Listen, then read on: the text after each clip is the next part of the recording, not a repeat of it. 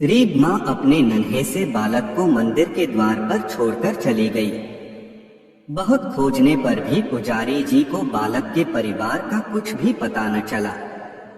जब गांव का भी कोई व्यक्ति उस बालक का लालन पालन करने को तैयार न हुआ तो पुजारी जी ने भगवान शिव की इच्छा समझकर उसे अपने पास रख लिया और उसका नाम भोला रख दिया। गांव के श्रद्धालु भक्तों से जो कुछ प्राप्त होता उसी से भगवान शिव का, पुजारी जी का और बालक भोला का किसी तरह गुजारा चलता। यदि किसी दिन कम भी पड़ता तो पुजारी जी बालक और भगवान को भोग लगाकर स्वयं गंगाजल पीकर रह जाते। धीरे धीरे भोला बड़ा होने लगा और अब वह पुजारी जी के कामों में हाथ बंटाने लगा। वृद्ध पुजारी जी के थके हारे हाथों को कुछ आराम मिलने लगा, इसलिए उन्होंने भोला को मंदिर की सफाई, भगवान शिव की पूजा, उनको भोग लगाने और उनकी आरती करने की विधि अच्छी प्रकार समझा दी। अब वे स्वयं भगवान शिव के नाम जप और संकीर्तन में समय व्यतीत करने लगे। एक दिन भगवान शिव के मंगलकारी नाम शिव शिव शिव शिव का जप करते हुए ही उनके प्राण छूट गए। अब बालक भोला का इस संसार में भगवान शिव के सिवा और कोई सहारा न रहा। उसने पुजारी जी की ये 3 बातें कभी नहीं भूली। 1. भगवान भोलेनाथ शिव शंकर को ताजी गर्म रसोई का ही भोग लगाना। 2. भगवान को भोग लगाए बिना स्वयं कुछ भी नहीं खाना। 3. भगवान शिव पर विश्वास रखकर कभी भी किसी भी वस्तु का संग्रह न करना, बासी भोजन का भी नहीं। यदि कोई भक्त पहले से बना भोजन या मिठाई मंदिर में दे जाता तो बालक भोला उसे गरीबों में बांट देता। वह ताजी रसोई बनाकर ही भगवान को भोग लगता, उसके बाद ही स्वयं प्रसाद ग्रहण करता और यदि बचता तो उसे बांट देता। यदि रसोई बनाने को सामग्री न होती तो भोले बाबा और भोला भगत दोनों गंगाजल पीकर ही रह जाते। एक बार बरसात का मौसम आया और 3-4 दिन तक मूसलाधार वर्षा होने से मंदिर में एक भी भक्त नहीं झांका। भोला अपने भोले बाबा को गंगाजल का ही भोग लगाता और उसे ही पीकर रह जाता। भोले बाबा बालक की भक्ति और सहन शक्ति की परीक्षा लेते रहे, किंतु आखिर में अपने भक्त बालक को भूख से तड़पते देख उनसे रहा न गया। वे सेठ के नौकर का रूप धरकर हाथ में भोजन सामग्री की पोटली लेकर वर्षा में भीगते हुए मंदिर के द्वार पर जा पहुंचे। उन्होंने आवाज लगाकर भोला को बुलाया और उसके हाथ में पोटली देते हुए बोले, सेठ जी ने यह कच्चा राशन भेजा है, इससे रसोई बनाओ, भोग लगाओ और स्वयं भी प्रसाद पाओ। मैं कल फिर आऊंगा। भोला भगत ने आशीर्वाद देकर उसे विदा किया और सूखी गीली लकड़ियों के धुएं में गर्म रसोई बनाकर भोले बाबा को भोग लगाया। पूरे बरसात के मौसम में भोले बाबा नौकर के वेश में भोला भगत को सीधा देने आते रहे और स्वयं भी गर्मागर्म रसोई का भोग पाते रहे। एक दिन भोला भगत ने सोचा कि सेठ जी को कच्चा राशन भेजते हुए 4 महीने हो चले हैं, किंतु वे स्वयं कभी मंदिर में भोले बाबा का प्रसाद ग्रहण करने नहीं आए। अगले दिन जब भोले बाबा नौकर के वेश में सीधे की पोटली देने आए तो भोला भगत उनसे बोला, भाई, तुम्हारे इतने धर्मात्मा सेठ जी कभी स्वयं मंदिर में प्रसाद लेने नहीं आए। इस कारण मेरा हृदय अत्यंत दुखी हो रहा है। अपने सेठ जी से कहना कि कल वे भी मंदिर में प्रसाद ग्रहण करने अवश्य पधारें। सुनकर नौकर बने भोले बाबा चौंक कर घबरा उठे और बोले, पुजारी जी, सेठ जी मेरे द्वारा आपको कच्चा राशन भेजते हैं, आप इससे भगवान को भी भोग लगा लेते हैं और स्वयं भी प्रसाद पाते हैं। फिर सेठ जी को बीच में बुलाने की क्या जरूरत है? जैसा चल रहा है वैसे ही चलने दीजिए। भोला बोला, ऐसे कैसे चलने दूं? आपके धर्मात्मा सेठ जी इतने दिनों से कच्चा राशन भेज रहे हैं, क्या मैं उन्हें भगवान का प्रसाद देने का अपना कर्तव्य भी पूरा न करूं? मैं किसी का उधार खाने वाला नहीं हूँ।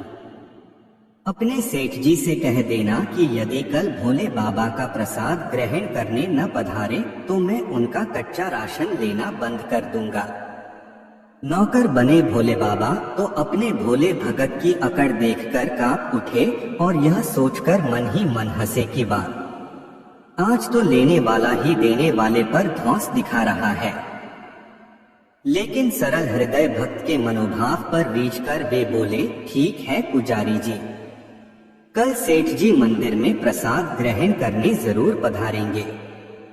दूसरे दिन बड़े सवेरे ही भोले बाबा नौकर के वेश में दूध और बहुत सारी भोजन सामग्री लेकर मंदिर पहुंच गए। भोला चौंकते हुए बोला, भाई आज इतना सारा सीधा किस लिए ले आए? नौकर बने भोले बाबा बोले, पुजारी जी भूल गए क्या?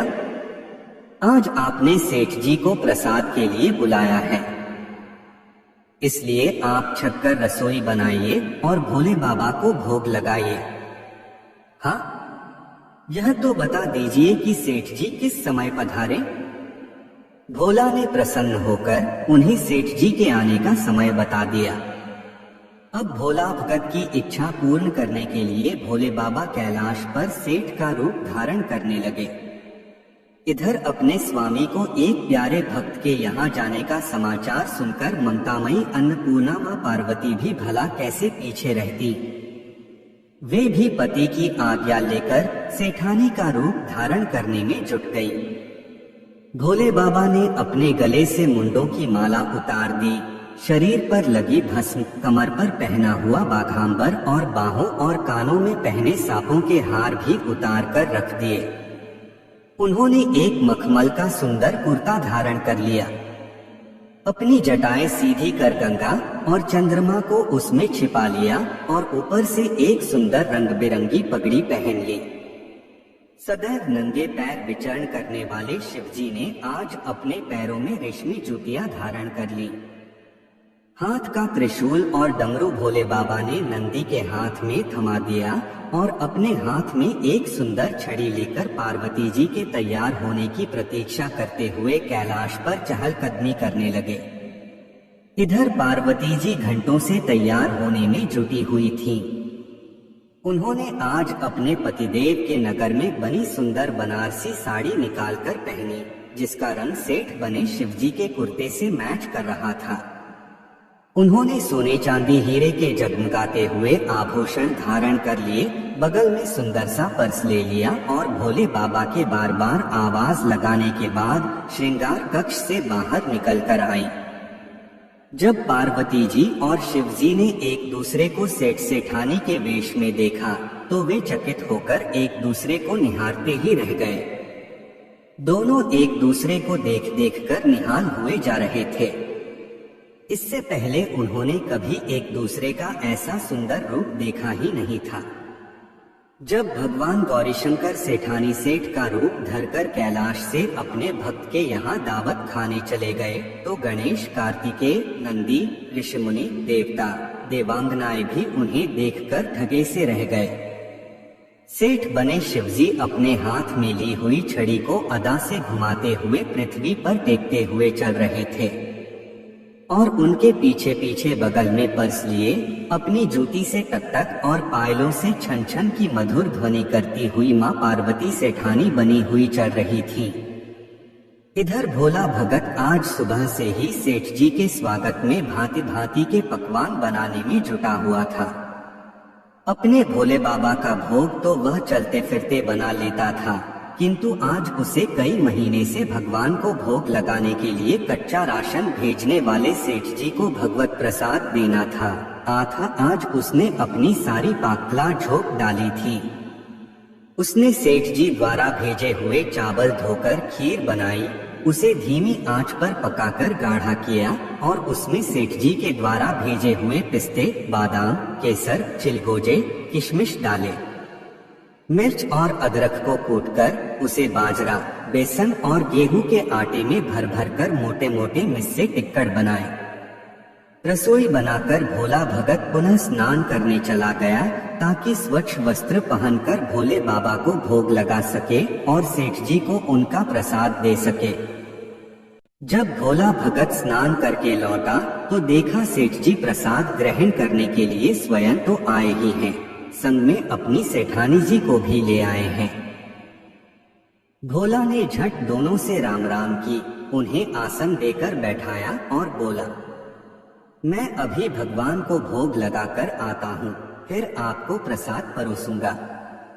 भावना के भूखे भोले बाबा से भूख सहन नहीं हो पा रही थी, इसलिए वे बोले, पुजारी जी, भगवान को जल्दी से भोग लगाइए, मुझसे भूख सहन नहीं होती। भोला भगत बोला, सेठ जी, भूख तो मुझे भी बड़े जोर से लग रही है, किंतु मैं अपनी भूख के कारण भगवान को भोग लगाना नहीं भूलता। यदि दुनिया के सारे लोग इसी तरह अपनी भूख के लिए भगवान को भोग लगाना भूल जाएं, तो भगवान तो भूखों मर जाएंगे। सेठ जी बने भोले बाबा एक पत्तल उठाते हुए बोले, पुजारी जी, आप भोग लगाइए, इधर मैं पत्तल परोस लेता हूँ, मुझसे भूख सहन नहीं हो पा रही है। भोला भगत सेठ जी बने भोले बाबा को डांटते हुए बोला, सेठ जी, भगवान के काम में न तो जल्दीबाजी चलती है और न कंजूसी। मैं जब तक भगवान को भोग नहीं लगा लेता, आप रसोई के पास भी नहीं फटक सकते। चुपचाप इधर बैठ जाइए और नमः शिवाय जपते रहिए। मैं अभी आता हूँ और आपको पेट भर भोजन कराता हूँ। सेठ बने शिवजी डांट खाकर चुपचाप अपने आसन पर जा बैठे। सेठानी बनी पार्वती उनकी यह दशा देख बड़ी मुश्किल से अपनी हंसी रोक पाई, लेकिन जैसे ही भोला भगत पत्तल में सामग्री लेकर भगवान को भोग लगाने मंदिर में गया, शिवजी पार्वती जी को मौन रहने का संकेत करते हुए चुपके चुपके पैर रखते हुए रसोई में पहुंच गए और उन्होंने एक एक व्यंजन उठाकर चखना शुरू कर दिया। भोले बाबा तो प्रसाद को चखते ही भौचक के रह गए। खीर में चीनी की जगह नमक भरा हुआ था और सब्जियों में चीनी भरी हुई थी। जैसे ही भोले बाबा ने रोटी का एक टुकड़ा तोड़कर मुंह में दिया, वे सीसी करने लगे, क्योंकि रोटी में मिर्ची मिर्च भरी थी। वे सीसी करते हुए उल्टे पैर भाग आए और अपने आसन पर जा बैठे। माँ पार्वती अपने स्वामी की यह हालत देखकर खिलखिलाकर हंस पड़ी।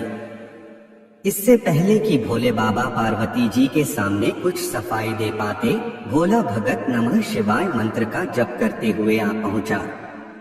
उसने भोग को रसोई में मिलाकर उसे पवित्र बना डाला और फिर सेठ जी के सामने पत्तल परोसकर हाथ जोड़कर बोला, सेठ जी, अब आप जी भरकर प्रसाद पाइए। भोले बाबा तो अभी अभी भक्त की भक्ति से भी जोरदार उसके हाथ की बनी हुई रसोई चख चुके थे। आखिर उसे ग्रहण करने की बात सुनकर उनके पसीने छूटने लगे।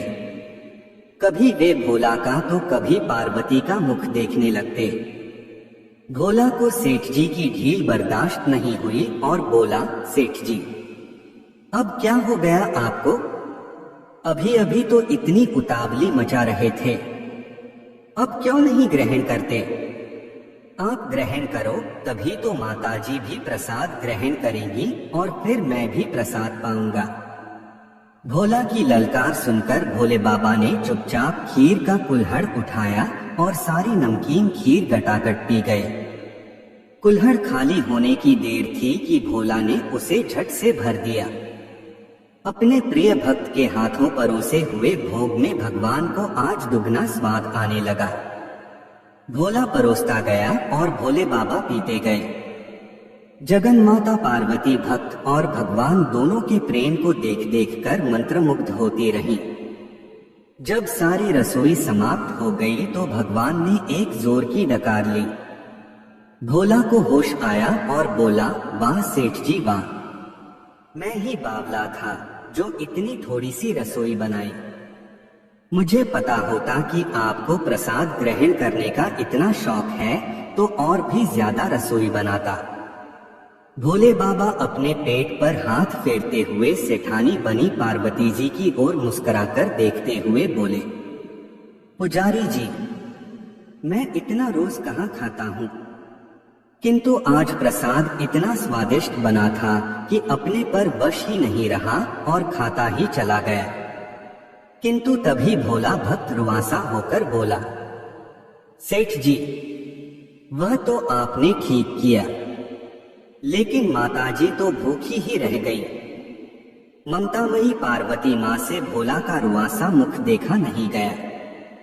उन्होंने बची हुई खीर की 4 बूंदें अपने कंठ में टपका ली। भोले बाबा द्वारा भोग लगाने से प्रसाद में अद्भुत अलौकिक स्वाद भर गया था। ऐसी सुगंधित और मीठी खीर चखकर जगजननी आकंठ तृप्त हो गई और उनके तृप्त होते ही सृष्टि का प्रत्येक प्राणी तृप्त हो गया। भोला भगत बोला, सेठ जी, आपने और माताजी ने प्रसाद ग्रहण कर लिया, इससे मुझे अत्यंत संतोष हुआ है। समझ लीजिए कि आप दोनों द्वारा प्रसाद ग्रहण करने से मेरा भी पेट भर गया। मेरी तो वैसे भी महीने में 4-4 एकादशी हो जाती हैं, किंतु मैं भी एक दाना ले ही लेता हूँ, जिससे कि भोले बाबा के प्रसाद का अनादर न हो। यह कहकर जैसे ही भोला ने खीर के पात्र में लगा चावल का एक दाना उठाकर अपने कंठ में डाला, उसकी जन्म जन्मांतर की भूख प्यास मिट गई और समस्त वासनाओं और इच्छाओं की तृप्ति हो गई। उसके ज्ञान के नेत्र खुल गए और उसने देखा कि उसके सम्मुख त्रिलोकीनाथ भगवान शंकर और जगजननी मां पार्वती आशीर्वाद की मुद्रा में मुस्कुराते हुए खड़े हैं। भोला दौड़कर उनके चरणों में लौट गया और उन्हीं में समा गया। हर हर महादेव।